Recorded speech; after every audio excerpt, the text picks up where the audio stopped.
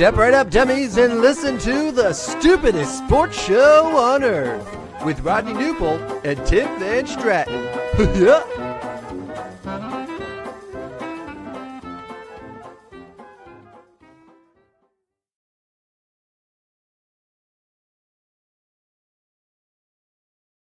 Hello, dummies, and welcome to episode number 146 of the stupidest sports show on earth. My name, as you all know, is Tim the Parisian Torpedo Van Stratton.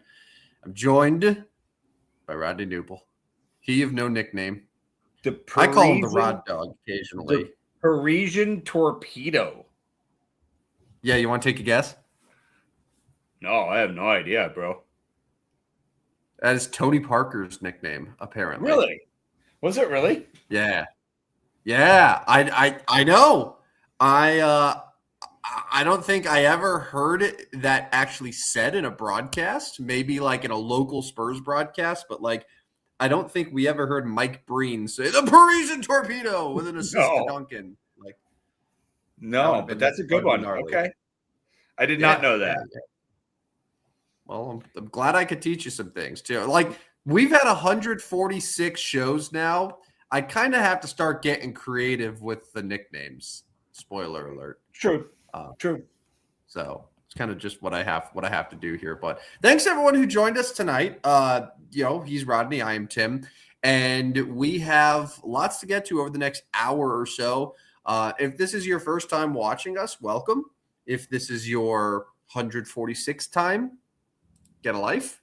And then if you're somewhere in between, welcome. You know the drill right now. You know, Rodney and I have lots to get to. We have some best bets to recap near the end of the show. At the end of the show, we'll remember someone from yesteryear. But a real quick PSA. We're now 113 days from opening night of the NFL season. We talked obviously a lot of schedule on Thursday, and I think I mentioned I'm very surprised that we're starting the year with a Super Bowl rematch, and especially like a rematch of a Super Bowl that was pretty bad. Yeah. And you don't love it on a Wednesday night. I do. I don't. No, I don't love Wednesday NFL to open the year. I don't just doesn't sit right with me. But again, ask me in 113 days if I'm excited about the game that night. Oh, yeah. So, that's what I'm saying. That's what I'm saying. You're going to wake up Wednesday morning and you'll be like, yes, NFL is here. It's Wednesday and it's here. And you're not even going to remember that it should start on a Thursday. No, I'm going to be so happy. Be like, oh, thank God I couldn't wait another day. I couldn't wait until Thursday to have an NFL game. I'm so happy that Roger made it a Wednesday this year. Then we got Australia. And then, there's a lot of football that'll be happening 113 days from now. So we're excited. All right, before we get to some NBA stuff, there is a game going on right now. There was, I think, unquestionably the playoff game of the year last night. Yes. But, Rodney, why don't we go ahead and give a quick shout-out to our friends over at Gateway Sports for all of their support for our show. Yeah, Gene and the boys. Gene's kind of the head of it. He does a great job there. So shout out Gene and all the guys over at Gateway Sports. If you love sports at every level, there's only one place you need to be. That is Gateway Sports. They cover it all from the preps, college, and the pros. Real coverage, real voices, real passion for the game. From live shows to podcasts, Gateway Sports connects the region like nobody else. Proudly powered by First Form and Recalibrate. Visit gatewaysports.net. Every level, one Gateway. And I wanted to mention those boys over at Gateway are most of them are St. Louis Cardinal fans. Cardinals up 6-4, bottom of the 8th. If the Cardinals win and the Cubs can't come back, suddenly the Cardinals and Cubs are once again tied. Same place they were opening day. They're tied. Cardinals have caught the Cubs. Can you believe it? Apparently the Cubs have lost like 7 of their last 10. Crushed by the Brewers yesterday. What happened today with the Cubs? Yeah, they were losing last I looked. Just a little bit ago, they were losing again. Brewers playing good baseball. It's 5-2 Brewers, but Cubs got bases loaded in the bottom of the 8th with 2 outs. Looks like Seiya singled. Aaron Ashby's in the game. Aaron Ashby, 26 pitches, 2/3 of an inning, 2 strikeouts, 2 earned runs, and a walk. Here's what's going to happen. He's going to give up 5 runs. Yeah. And then they're going to score in the bottom. They're going to score in the top of the 9th and win 6-5. And Aaron Ashby is going to come away with the win. It'll be 9-0. Aaron Ashby's 8-0 on the season. 8-0. It's the stupidest stat in baseball right now. Yeah. No, it is. It is. But Cardinals just took a 6-4 lead on Alec Burleson home run. J.J. Weatherholt hit a home run today. He's got 9 on the season. So, Cardinals, if they win this one, they'll be 5-0 against the Pirates. It's always nice to beat your division. Always good. So thanks to Gateway Sports for all of their support over the last several months. I mean, over a year, honestly, that they've been sponsoring the show. So shout out to them. All right. I kind of need to walk back something that I said last week. So I kind of just assumed that the Thunder were going to roll, even though on this very show back in like December, we sat here and we talked about what would a Spurs-Thunder series look like. And at that time I said, I could see the Spurs beating them.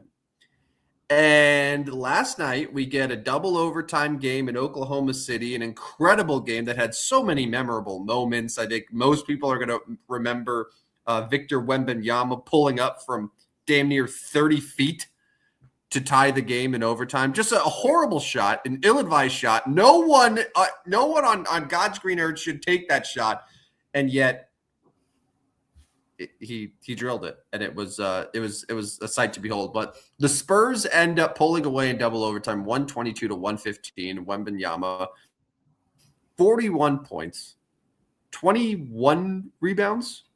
I think I got 24. Or 24, yeah. 41 points, 24 rebounds. I mean, that's obviously the main story here, but as a whole, based on what you watched last night, do we think San Antonio might win this thing? I don't know, man. I don't know if they can win it, but I mean, San Antonio is going to give everything they can to Oklahoma City. I don't know. Oklahoma City, Shea didn't play that well. SGA was not great last night. But part of that is Wemby's size makes a huge difference. Like, it's hard to score over him. But like, I'm just trying to wrap my head around a 7'4" dude coming down the floor and knocking down a 30-footer effortlessly to tie the game in the biggest moment of the game. Like, that's just not like you and I understand. Like, I don't know about understand. I don't want to sound like we know the NBA more than, but like you and I understand the level of these NBA players, and we understand that like we're watching absolute monster freaks play the game. Whether you like the NBA, you like the style, whatever. Whatever. But like what these guys can do, you're telling me a 7-foot dude can literally just pull up from 30 feet and hit a tying shot and just like almost effortlessly. Yeah. Unbelievable. Yeah.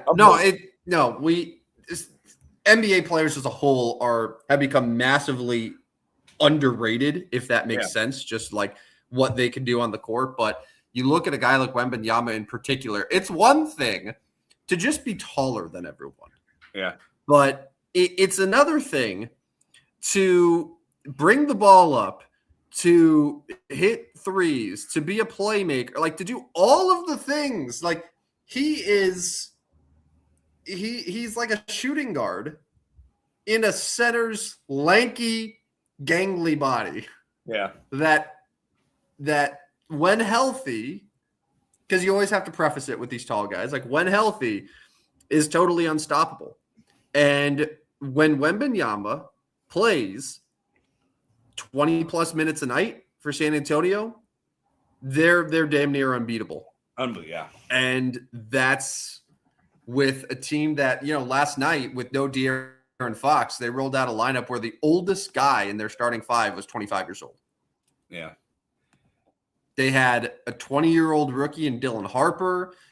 Stephon Castle's young. Wembanyama's still only 22. Devin Vassell and then Champagny were 23 and 25 respectively. So like this is the youngest conference final team that we've had since like the 70s, led by a guy who is just a total freak of nature, but so immensely talented that if the Thunder didn't exist, I mean, we would already be saying like the Spurs dynasty is about to start. Yeah. And this was a team that picked second overall a year ago. Yeah. No. Like they got the second overall pick this last year. Yeah.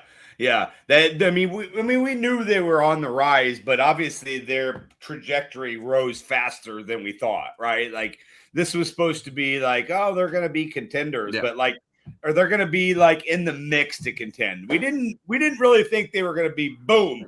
They're right there with the opportunity to win it all. Like, cause they are like, you look at the 4 teams left and this is an obvious statement when they're up 1-0 in Western Conference Finals, but like it's anybody. I mean, I don't know about anybody's final, but they've got just as good a shot as anyone. I still think Oklahoma City, because they have a little bit more of the postseason experience, and Shea's going to play better.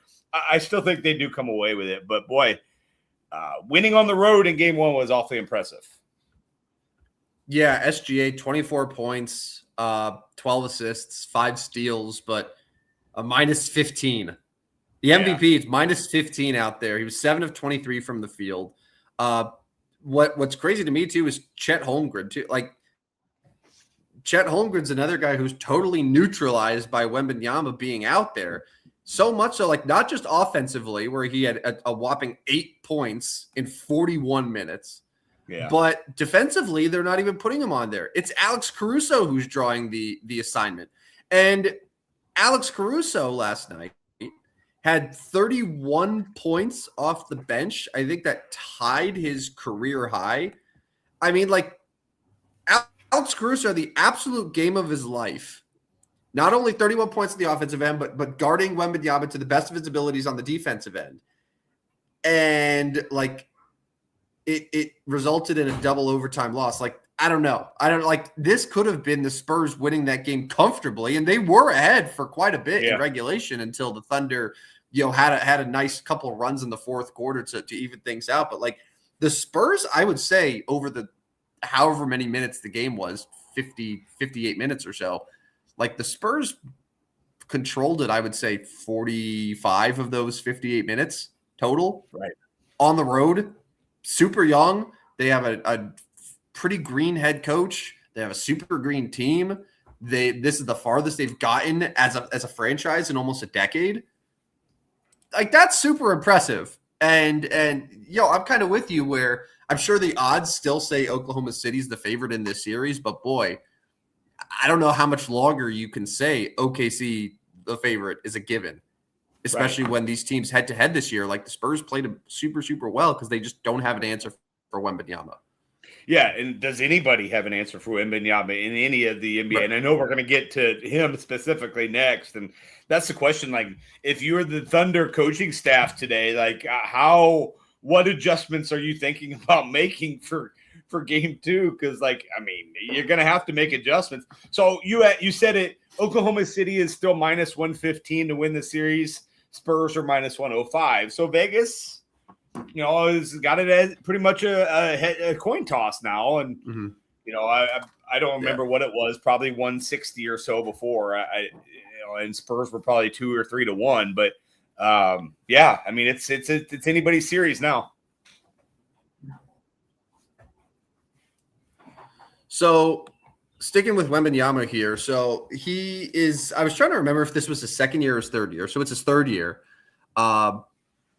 Obviously, this is sort of the sign of things to come. I don't think anyone is trying to say like, all right, I know we can't predict things completely, but like Victor Wembanyama will be an NBA champion, yes or no?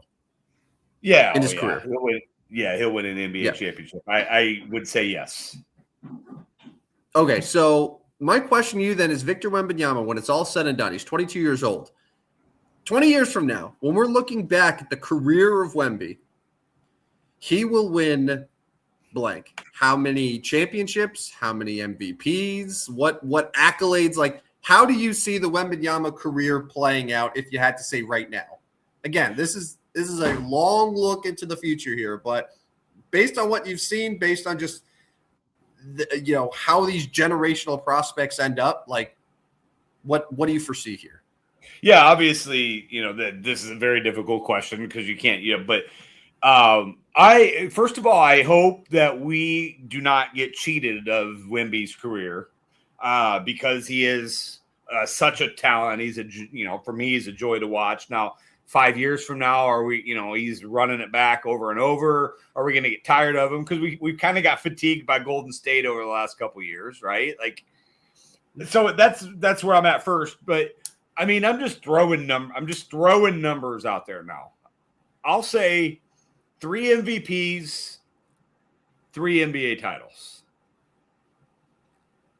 You going over? And then I think what that does is that makes somebody think, do I want the over or do I want the under on his MVPs in his NBA titles? So what would they even set the over under at? Like if Vegas was making odds for this, what do they put something like this at? Like it's hard to win a championship. Yeah. So like setting the total at like 3 or 3.5 seems ridiculous. They probably set it at 2.5 titles in his career. I would, and 2.5 MVPs would be my guess. Yeah. Yes.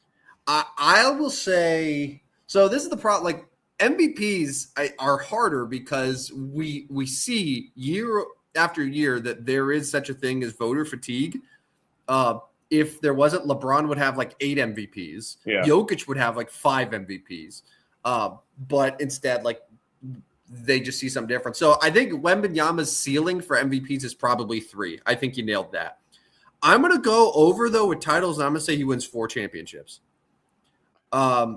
The generational prospects, I know like you and I use that word jokingly because it seems like everyone is generational, but Victor Wembanyama is in the tier that LeBron James was and in the tier that Shaquille O'Neal was when they came into the NBA. Like a truly like absolute no doubt about it. Like he is going to be an instant megastar. Yeah. Shaq won 4 titles. LeBron's got 4 titles.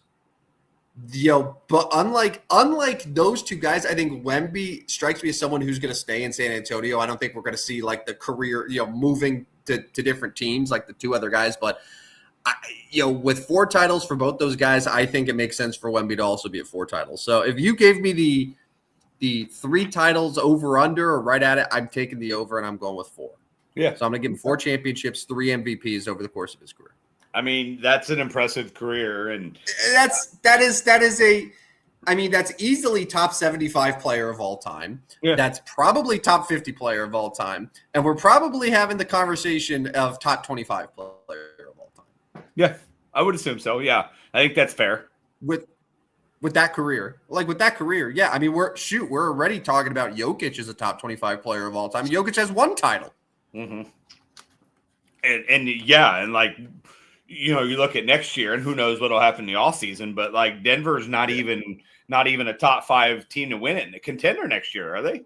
Yeah. I mean, I guess they're probably friends. I don't know. Like, I mean, yeah, but the Western Conference as a whole, like OKC's obviously not going anywhere. They have so many assets. They do have some roster decisions to make, but like OKC is going to be a factor. Spurs obviously are going to be a factor.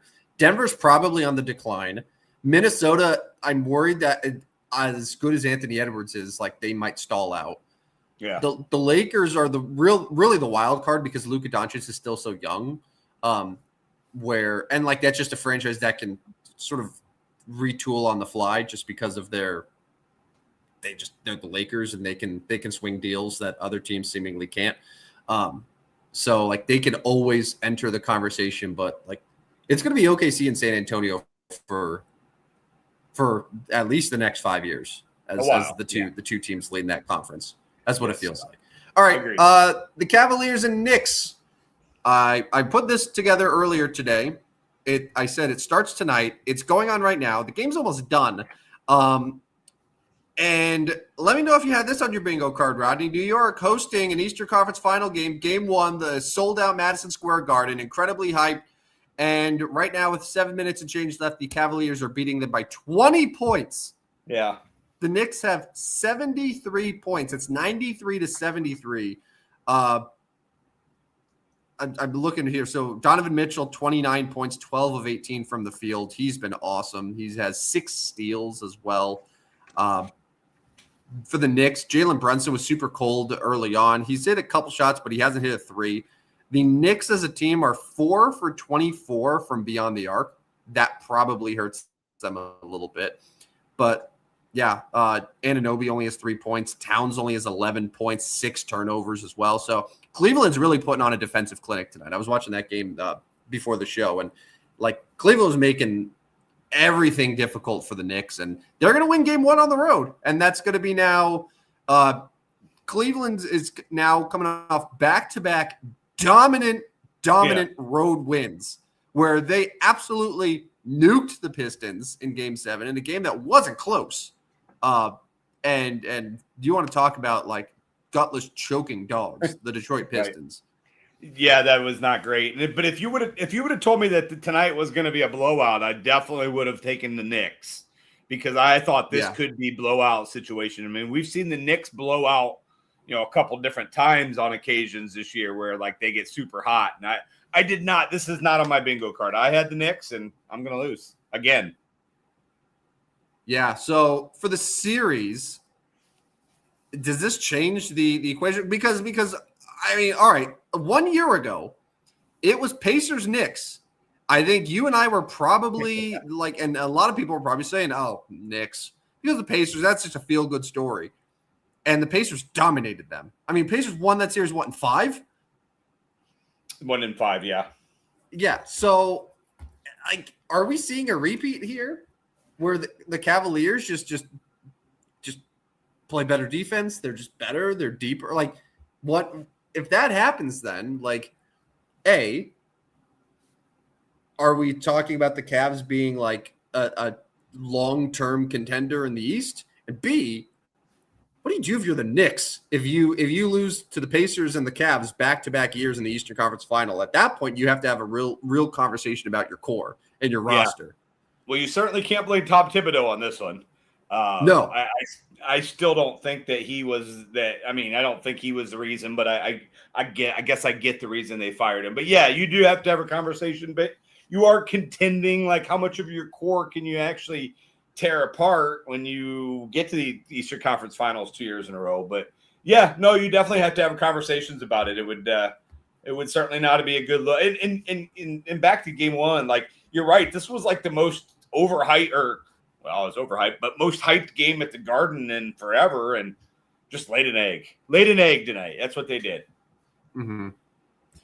Are you surprised at all that it used to be NBA home teams were pretty solid bet, and over the last couple of years, especially this year, it seems like the home court advantage is totally non-existent, and I'm wondering what the reasons are for that. That we see these road teams go out there, and we saw the Spurs, obviously not just OKC, but the Spurs were great on the road in Minnesota and won a couple games there on the road. We saw Cleveland obviously do it in Detroit in game 5 and game 7. They're doing it again tonight. What Philadelphia? I mean, go back to the first round. Shoot, Philadelphia at Boston. So what is it about these NBA playoffs where these road teams aren't just surviving, but they're probably winning more often than not now? What's the reason for that? I mean, I'm sure it's cliche that you're just playing with a little less pressure. You're playing a little more free and loose. I mean, I don't know. Do home crowds make that big a difference to NBA players as much? Obviously, we're seeing it. I don't know if it does. I don't know if it affects them. It's loud everywhere. I'm not sure that affects them. I guess probably. I mean, obviously, it means much more in college basketball, home court. Oh yeah, that's definitely a bigger factor. But yeah, you're right. It doesn't seem to be a big factor anymore. I saw something on Twitter, and I can't remember if it was a legitimate piece of journalism or whatever, but someone was trying to figure out why aren't road teams struggling the way they used to. And one legitimate explanation, and this is us living up to our name on the Stupidest Sports Show by reporting this, is back in the day, when players wanted to, have relations outside their marriage, it often required them going out and clubbing and partying and staying out super late, all this stuff.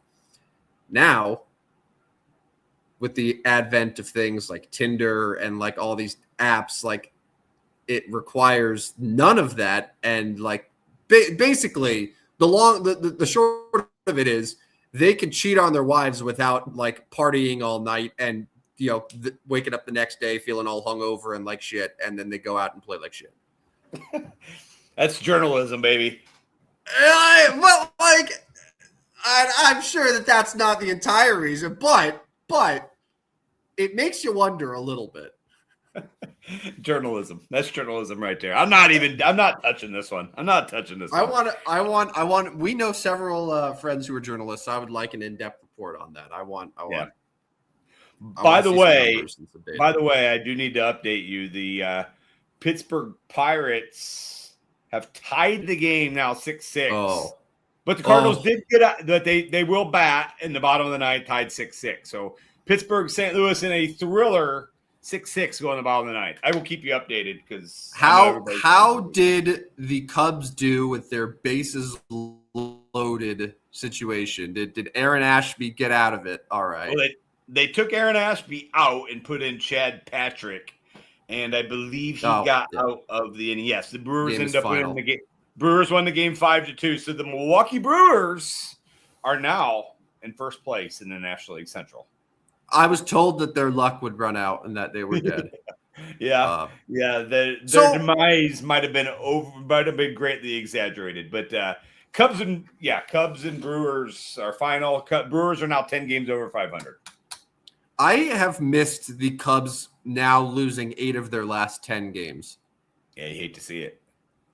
Well, but like that's what we said about them all year. Like they're going to be so streaky. The entire team is built off just long streaks on one end and the other, and they had 2 super long streaks, and now they're in free fall. You definitely hate to see that one though. But yeah, they're 29-20. Milwaukee's going to be 28-18 now. Yep. All right. Any final NBA thoughts before we switch gears here? No, it's been a good both. Obviously last night was a good game. Tonight hasn't been real good, but we'll be looking forward to game 2 in Oklahoma City. All right, the NHL conference finals are set. We have our final 4 teams. Did you catch any of the Sabres Canadiens yesterday too? Like while Game 1 of Thunder Spurs is happening, we have Game 7 of this Canadian Sabres series, and goes to overtime. I feel like a lot of Game 7s go to overtime in the Stanley Cup playoffs.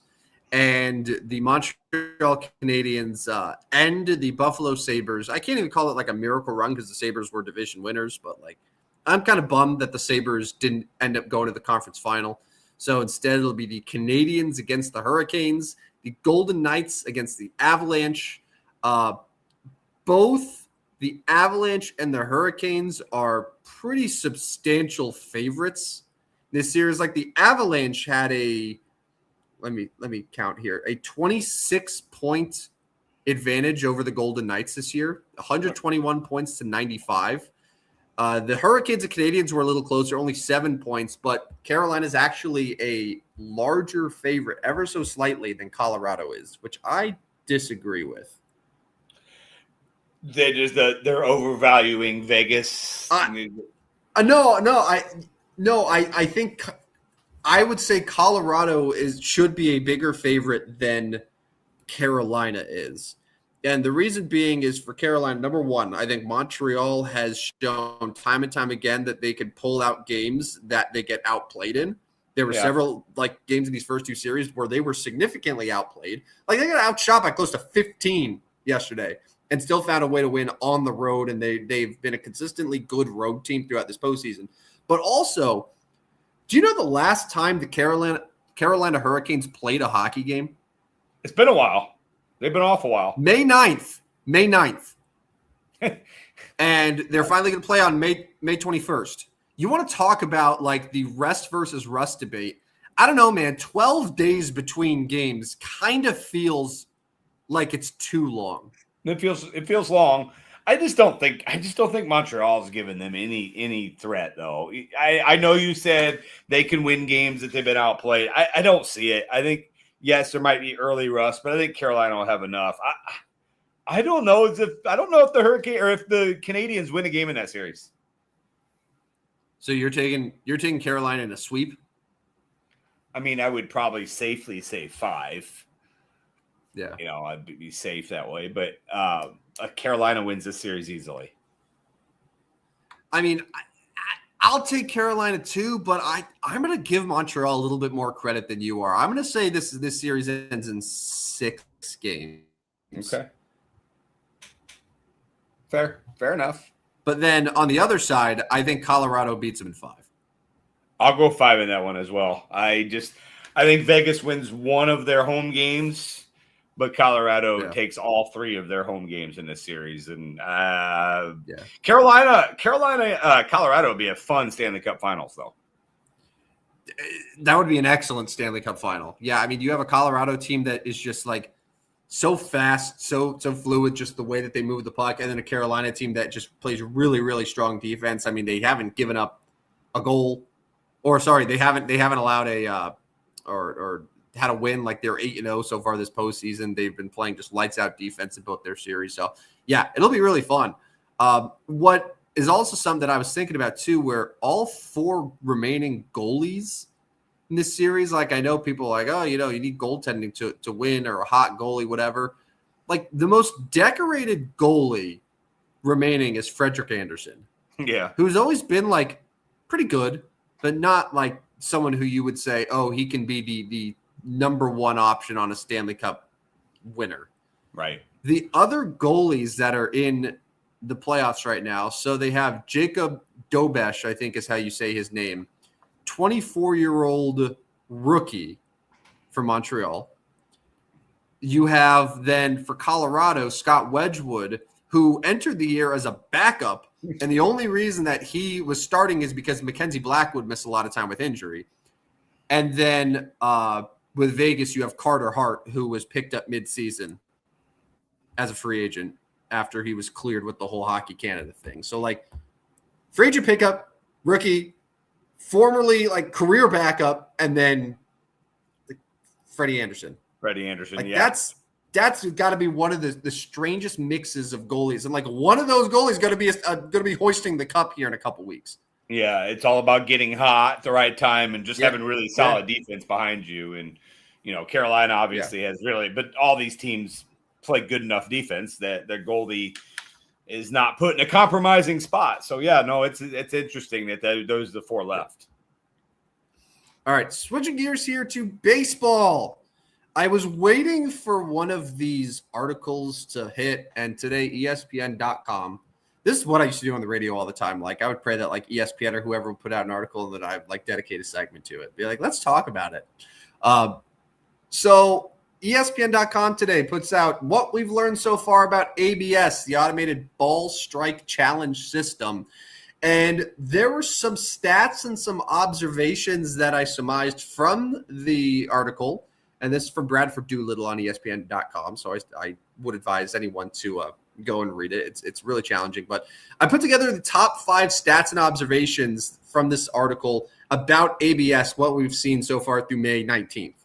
So number 5, the Minnesota Twins lead the league with 124 challenges. These are ball strike challenges exclusively. The Red Sox are last in the league with 63. Just not doing them. I'm stunned that there is such a large discrepancy where either the Twins are doing it way too much or the Red Sox are not doing it enough. It's probably the latter. I think more teams are closer to the Twins than the Red Sox are. Well, the fact that just think about that for a second. I mean, the Red Sox coming into today had played 48 games, so they're only challenging one and a quarter, like 1.25 a game. That's not very many. No, you get 2. Yeah, you might as well use them if you get 2 minimum. Yeah, they're not even using their 2, so they're not using them enough. No, that's something that really stood out to me. All right, so number 4, the Miami Marlins, who have been, interesting. Like they're one of the teams that doesn't have a catcher calling the games. All of the pitches are being called exclusively from the dugout. So the pitcher and the catcher really just focus on framing all that stuff. The Marlins have 90 challenges that are defensive challenges, meaning the pitcher or catcher. It leads the league. However, they're batters. So when they're on offense, they are 29th out of 30 teams in batter challenges. So they're almost exclusively challenging when they're on defense as opposed to when they're up to bat, which that's a dedicated strategy there. Where on the other side, another team, I didn't mention it here, but the Orioles are the opposite, where the Orioles, I think, are 6th in batter challenges, but they're second to last in defensive challenges. So their batters are going up challenging a bunch, but their catcher, Rutschman or whoever, isn't challenging anything. Yeah, and I wonder what is this it would be hard to pin down a strategy on this, right? Because these batters are wanting to they're probably wanting to use it, if they can't. I don't know. That's interesting, but go ahead. Yeah. I'm just trying to think about what a proper strategy would be. Go ahead. So real quick, so we might have been too soon about anointing the Cleveland Cavaliers as Eastern Conference champs. Yeah. There are 2 minutes left right now, and the Knicks have cut it to a 4-point ball game. And Cleveland gets a put back here. I can't do play-by-play on the live stream here. So Cleveland's up by 6 with 1:52 left. But just know this was a 20-point game earlier this quarter that the Knicks now have stormed back. I before we started this segment, I was like, oh, wow, it's only a 9-point game or so. And then I looked at it was a 4-point game. But Knicks just missed a shot. Cleveland got the rebound here. So I think the Cavs are going to hold on. But, boy, that got close. Yeah. All right, number 3. The teams as far as who's succeeding in the challenges, the Twins and the Rockies. Ironic that it's 2 pretty bad teams, but those are the 2 teams right now where their challenges have given them 4-point runs better than expectation, while the Rangers are the worst challenging at minus 1.6 runs better than expectation. So 1.6 runs worse than expectation, which I think they said if you extrapolate the difference between those over the course of a season, it's a 3-win difference, which isn't small. Right. So clearly the Rangers aren't necessarily good at these challenges here. All right. Number 2, Carson Kelly. He's currently the catcher for the Chicago Cubs. Used to be a Cardinal, right? Didn't he come up as a Cardinal? Yeah. Yeah, he was. All right, so I'm going to read these here. So Carson Kelly, going into today, 21-4 in his defensive challenges while catching. Oh, wow. Are you watching this Knicks game? I have the Cardinals on. Did the Knicks score again? Knicks just tied it up. It was a 3 that bounced off the rim and then the backboard. It was ugly. Harden shot. Harden with the mid-range shot. Cleveland is up 2 with just under 30 seconds left. I can't give play-by-play, but I can tell you kind of what's happening. Knicks have the ball. Brunson hits the shot, hits the layup. It is 101-101, less than 20 seconds left. Cleveland has the basketball. Timeout, probably.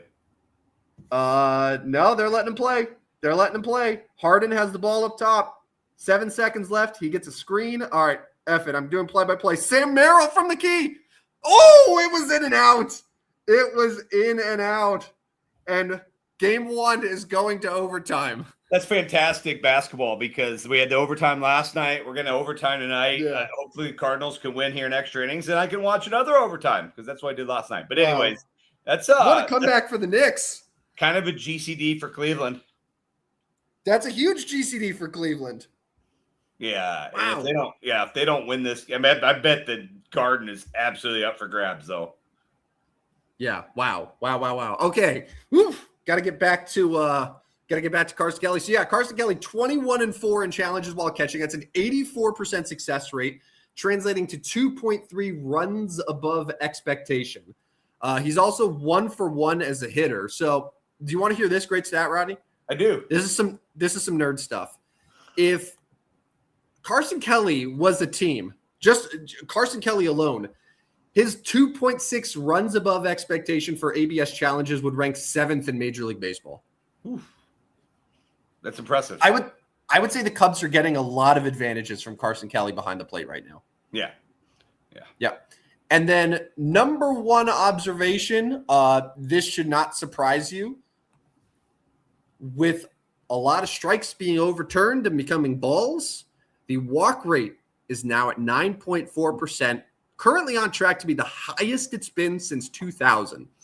There's only been 4 times ever in baseball history that the walk rate has been 9.5 or higher. So we could be looking at a pretty significant moment here where just under 10% of plate appearances are ending in walks. It's a full percentage point higher than what we saw last year with walks. So it shouldn't surprise anyone that like pitches that are normally called strikes are now balls. Yeah. And I think and the stat in particular that really jumped out at me here is this season 47.3% of pitches have been in what now constitutes the strike zone. Last year, that figure was 50.6. So a lot more pitches that were previously strikes last year are now balls, resulting in more walks. So not surprising. So after saying all that, after giving us those stats, do you used to like ABS, right? Yeah, no, I do. And one thing that I'm really fascinated at is what you were talking about, like trying to figure out the strategy, because I think it's now clear that because all the umps, like it's not just like, we have the same ump crew all season. Like they're all rotating these umps. Like in theory, all of the teams should be challenging like a kind of similar amount, but like the fact that there's such a huge discrepancy between the Twins and the Red Sox, or that there's such a huge discrepancy in the teams that are having the catcher challenge as opposed to having their batters challenge. Right. Like there's clearly at this point team mandated strategy that goes into this, and trying to figure that out is fascinating to me. It is. Yeah, no, it is. It's I was talking to somebody this afternoon. We've talked about this before, and I'm changing the subject just slightly, but speed up rules, we still like these too, right? The speed up rules, I think so. Yeah. I think so. I do. I just think it's better to watch. But by the way, 6-6, bottom 10, Cardinals did not give up a run with the free runner. So that's huge. That's a rule I hate still. No, that's a rule I hate still. Like, yeah, no, I don't need that. But I also know I don't love like the 19 inning games though either. How okay, people say that, but how many extra inning games go 19 innings in baseball history? How many before 2020? Yeah, not a ton, but I don't know. The average was I would bet the overwhelming majority of extra inning games in baseball history before we instituted this rule were games that still ended in the 10th or 11th inning, which is what we have now. Yeah. So why did we need to do it? Yeah, you're probably right, but JJ Weatherholt base hit, but it was a line drive that he had to hold up. So first and third, nobody out for the Cardinals. Rodney, you were locked in on Cardinal baseball right now in a way that you probably didn't think you would be on May 19th. I mean, yeah, they've been good. But anyways, all right, let's move on so we can not derail the rest of the show here. All right. Real quick, I threw this in there. I put a lot of work into this, so I want to get to it. So there are still quite a number of players that are free agents right now in the NFL. Lots of vets and lots of big names. So many so, I don't even know if that's a phrase, I spent actual time today during my workday, which is not advised, to put together a 53-man roster of players that are, as of today, May 19th, free agents in the National Football League. So it's a little hard to read because it's a little small, but I'll give you the highlights here. So the offense, I have a 3 running back room of Joe Mixon, Austin Eckler, Nick Chubb. My wide receivers are Tyreek Hill, Stephon Diggs. I have Keenan Allen and Deebo Samuel. I also could be getting Brandon Ayuk post June 1st if he ends up getting cut by the 49ers. Jonnu Smith, Zach Ertz are my tight ends. My quarterback room is definitely the weakest with Russell Wilson and Jimmy Garoppolo. I will admit there. It would have been a lot better if I had 48-year-old Aaron Rodgers, but I digress. So just offensively, though, Rodney, you see some of these names here. That's a pretty good group still. No? Like, that offensive line, I'm like, Decker's good, Batonio, Jack Hawk. I'm like, that offensive line, I feel like could really, really help. And, by the way, Ivan Herrera walk-off 3-run homer. He's on one of my fantasy teams. So, Ivan. Tarps off. Tarps off. Is that an every game thing, or was that just one day? Take my shirt off. Should I take? Do it. I'm good. Cardinals win 9-6. Go ahead. Continue with your NFL team. This is interesting. Go ahead. No, I was just going to say, like, offensively here, like, I feel like that team could actually do something now in 2026. Or is it too old? It's pretty old, but I think they can do something. Yeah, no, I like that. I like it. Your quarterback struggles, though. I don't know. Yeah. No, but Taysom Hill, who I currently have as my third string tight end, is also, a backup quarterback option as well. Taysom Hill's like 36 years old. Yeah. And we just keep trotting him out there, put him on our DFS lineups and stuff like that. 36. He's still out there. Yeah. I feel like you have a Taysom Hill lineup every single week in fantasy. Well, I mean, if he's the starting tight end, because he's going to be the starting tight end, starting running back, and heck, he might be a quarterback every once in a while. But Taysom Hill. I'll be ready. I'll be ready for him to retire, so I don't get interested in putting him in my lineup. So you stop being his Huckleberry. Yeah. By the way, the New York Knicks have scored all 6 points this overtime. And are up 107-101, just over 2 minutes left. They turned the ball over here, which I think if they would have hit a shot and made it a 9 or 10 point game, that would have been ice. But Cleveland has the ball. Evan Mobley with a 3. He misses it. Knicks get the rebound. I think the Knicks are going to win this game, brother. Wow. Less than 2 minutes left. They're up by 6. They have the ball. Shamit drills a 3. This one's over. See you, Cavs. Knicks up by 9 in overtime. They're going to win this. They're going to win this basketball game. That's unbelievable. That is unbelievable. See you, Cavs. Wow. And I never doubted the Knicks at any point. And those who were listening at the beginning of the show, just know that I never once wavered in my support of the Knicks. I didn't talk about blowing up the team, trying to rebuild, trade players. Never once. Never wavered. All right, defensively, real quick. I could not get over the amount of edge rushers I have: Joey Bosa, Cameron Jordan, Jadeveon Clowney, Hassan Reddick, Leonard Floyd, Von Miller. I mean, it's old guys, but boy, if I need to get at the quarterback, I like my group here. And then you have Devin Bush, Bobby Okereke, Bobby Wagner, Levante David as inside linebackers. Surely some of these guys can help a football team today, right? Am I crazy here? They can help, yeah. And why do we have more free agents than usual at this time? No, I feel like this is pretty normal, but I don't know, man. The names are so big. These are huge names that we're talking about. Look, Dan already says he's taking over the Dolphins, Browns, Cardinals. I agree, man. This team, even with the bad quarterback situation, would win a minimum of 6 games this year. Yeah, I agree with you. I agree. Guys that don't have jobs right now. None of these guys have jobs. Yeah, it's weird. But the cornerbacks, Marshawn Lattimore, Trayvon Diggs, L'Jarius Sneed. You have Harrison Smith as one of your safeties. It's a great group. Yeah. I'm kind of confused why we have so many good free agents still out there. Yeah, and then I even added Sky Moore as our return specialist there. He's a free agent. I built the whole damn team, man. 53 guys on this team. Good job at your work. I hope your boss did not find out. No. Well, honestly, I'll probably tell him about it tomorrow.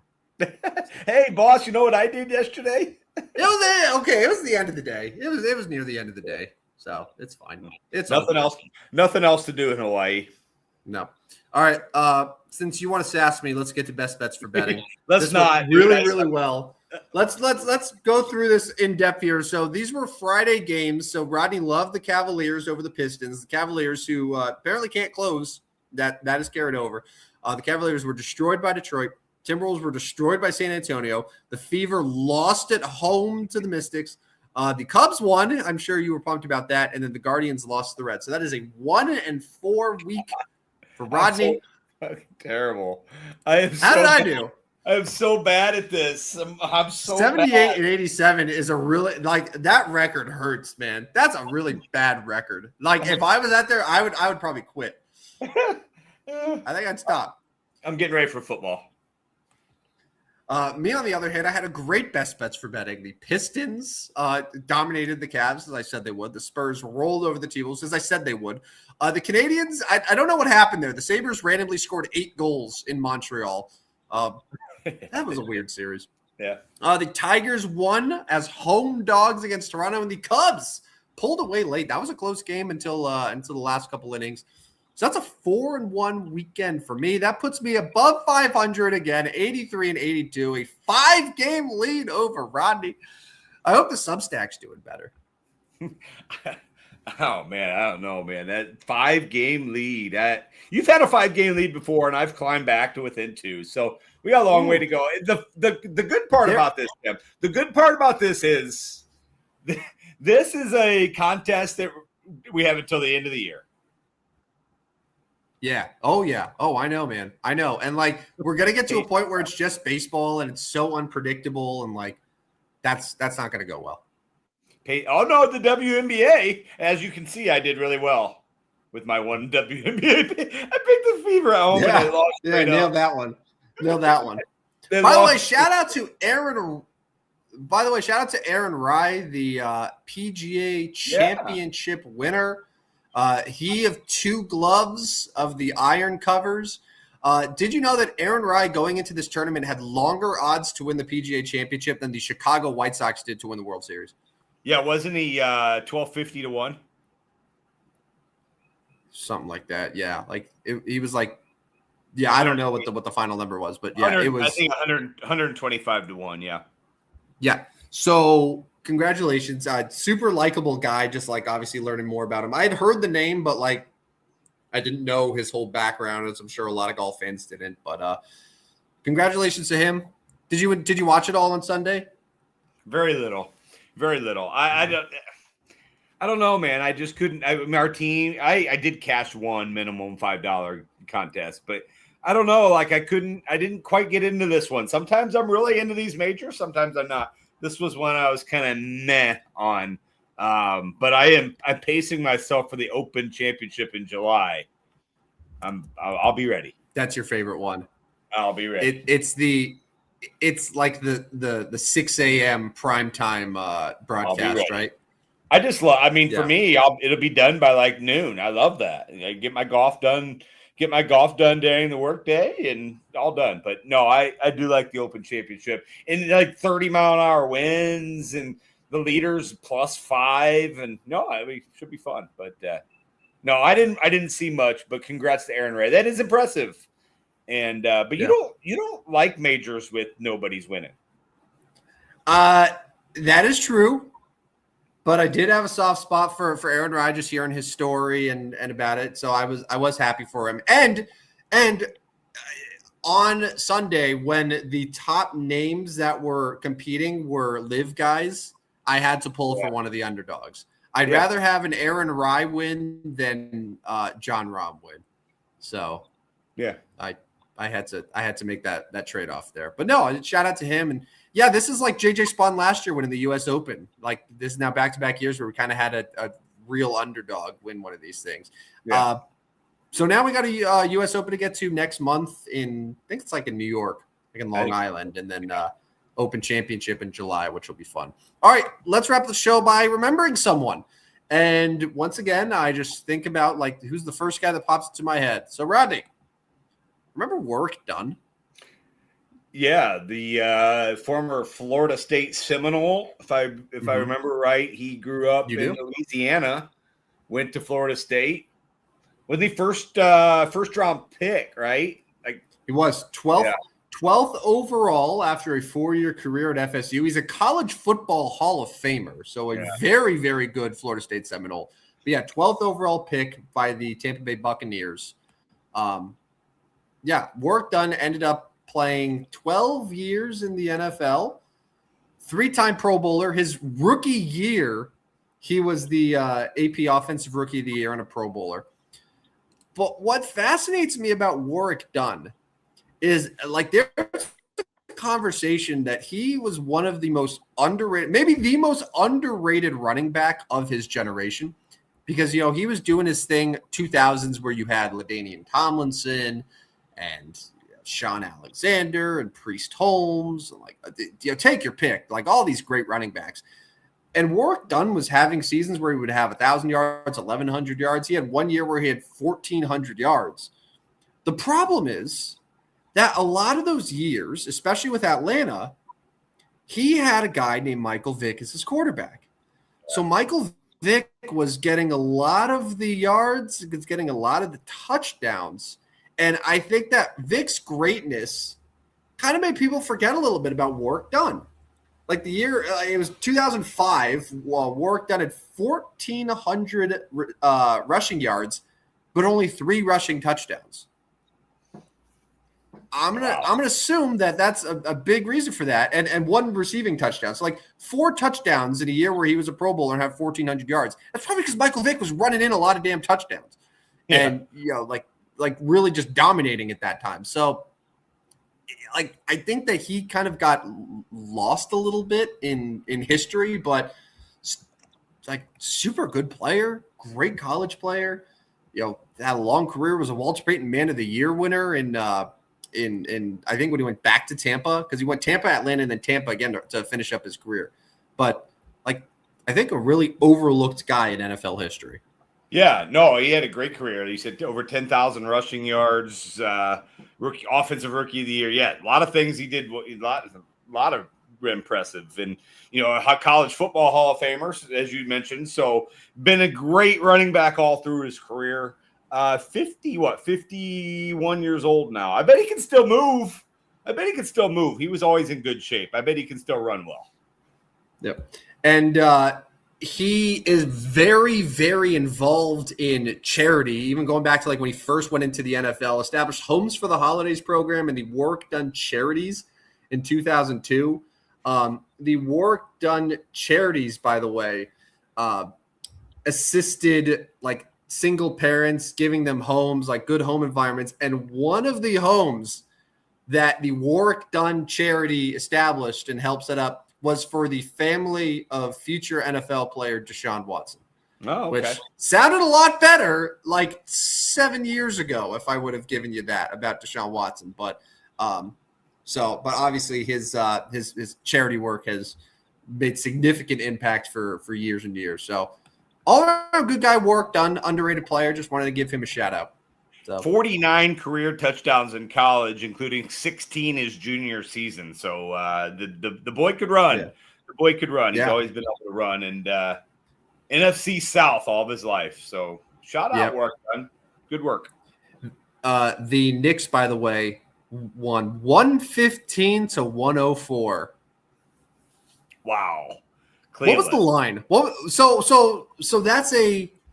So they said largest playoff comeback win since 1970. Rodney, you ready for this? The Knicks ended the game on a 44-11 run. Oh. Knicks were 6.5-point favorites. They covered 9. They covered the 9. They covered. There was never a doubt. By 9. Good work, Knicks. If you are the Cleveland Cavaliers right now, this has got to be one of the worst feelings that you will ever have as a basketball player. Yeah, not great. Not great. Now, I'm trying to figure out exactly what went wrong because 40% from the field, 32% from 3, shot 23 free throws, so didn't really get abused at the free throw line. They were out-rebounded by 10, turned it over 21 times. But, like, no glaring stats are like, this is why they lost. They're just – yeah. Brunson really took over. Like, he had such a slow start. He had 17 points in the fourth quarter and overtime. Finished with 38. So like because he was really bad. Like he hadn't hit a 3 in the first like 3 quarters of the game. I don't even know if he ended up hitting too many threes later on, but like just went on a huge run. But yeah, largest comeback in Knicks playoff history. That's insane, man. That's insane. All the goofies are out on Times Square right now after that one. You can bet that place is going to be a nightmare. We've both been there at night. We know what Times Square is like at night. Now we got the goofies after 19,000 Knicks fans.